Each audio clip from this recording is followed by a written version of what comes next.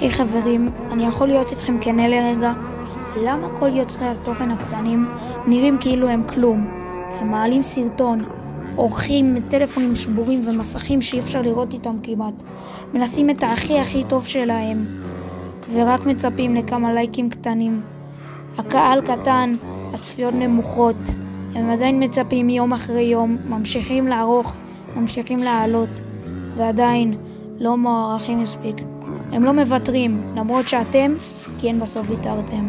אז למה להם לא מגיע את הצ'אנס הזה?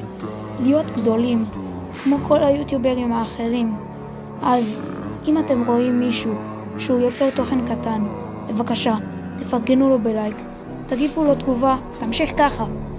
תפרגנו לו, תגידו לו, אתה יכול. כי מי שאמרתם לו את זה אתמול יכול להיות המיסטר ביסט של מחר.